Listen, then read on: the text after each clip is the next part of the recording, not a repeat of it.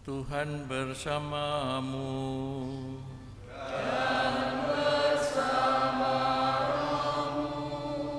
Inilah Injil Yesus Kristus menurut Santo Matius.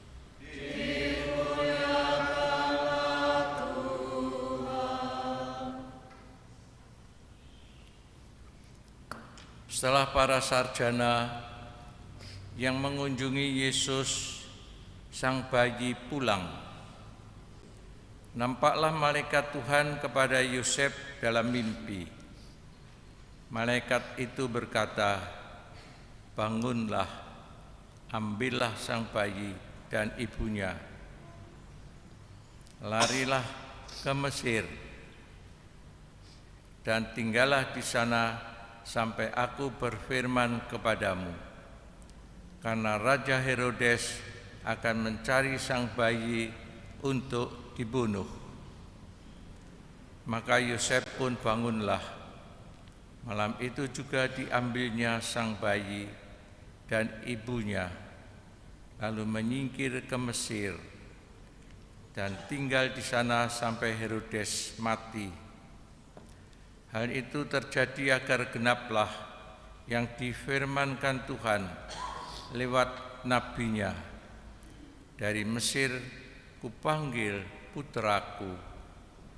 Ketika Herodes tahu bahwa ia diperdayakan para sarjana, amat marahlah ia, lalu memerintahkan membunuh semua bayi di Betlehem dan sekitarnya, yaitu bayi-bayi yang berumur 2 tahun ke bawah, sesuai dengan waktu yang dapat diketahuinya dari para sarjana. Dengan demikian genaplah firman yang disampaikan Nabi Yeremia, "Terdengarlah suara di Rama, tangis dan ratap yang amat memilukan. Rahel menangisi anak-anaknya dan tidak mau dihibur, sebab mereka tiada lagi." Demikianlah sabda Tuhan.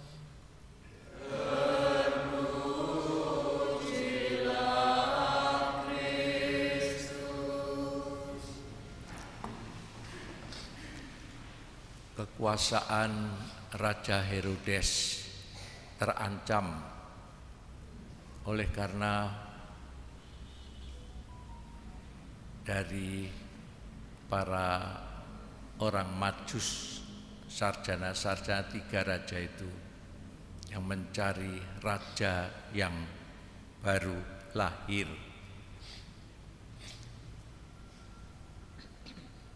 Kekuasaan itu kemudian dituangkan di dalam pembunuhan anak-anak di bawah 2 tahun agar Yesus pun akan ikut terbunuh dalam waktu itu, anak-anak 2 tahun ke bawah di Betlehem. Pembunuhan anak-anak itu sungguh-sungguh menyedihkan, tetapi Tuhan Allah melindunginya lewat mimpi Yosef yang bertanggung jawab sebagai bapak keluarga, membawa malam itu, ambillah anak itu dan ibunya, bangunlah, ambillah anak itu, bawalah ke Mesir dan tinggallah di sana sampai kemudian akan diberitahukan lagi. Akhirnya mereka berangkat, Maria, Yosef, ke Mesir.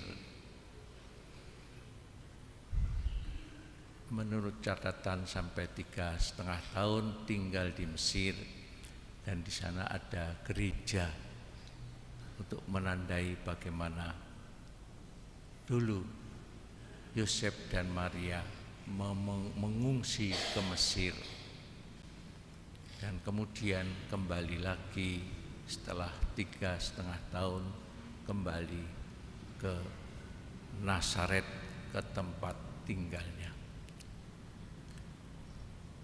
Ibu bapak dan saudara-saudari semua yang terkasih,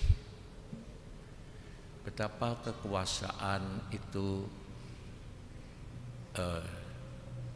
dengan sungguh-sungguh dipertahankan oleh Herodes. Tidak tahu menahu tentang siapa Yesus itu, tetapi sudah merasa terancam kekuasaannya, sehingga banyak anak-anak menjadi korban martir suci yang kita rayakan hari ini.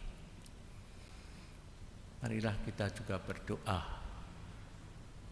Peperangan sekarang ini juga banyak yang menelan korban peperangan yang ada.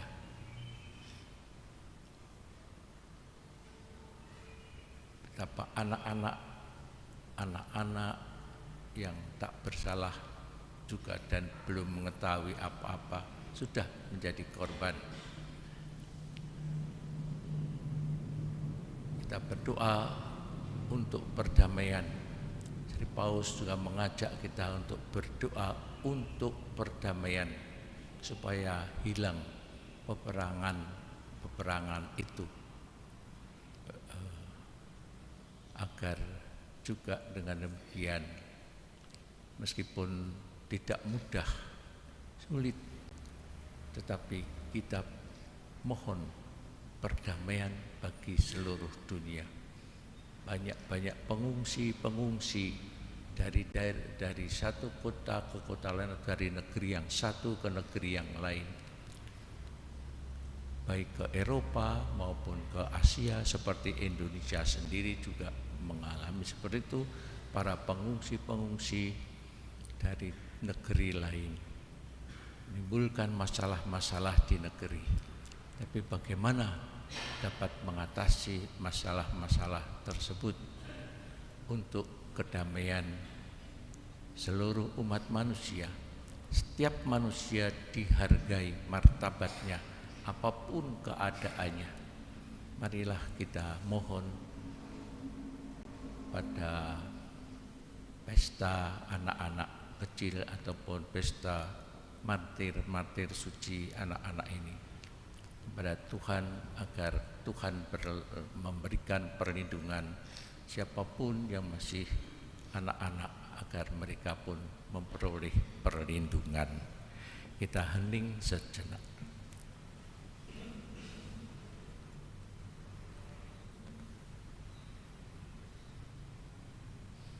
Kemudian kepada Bapa dan Putra dan Roh Kudus.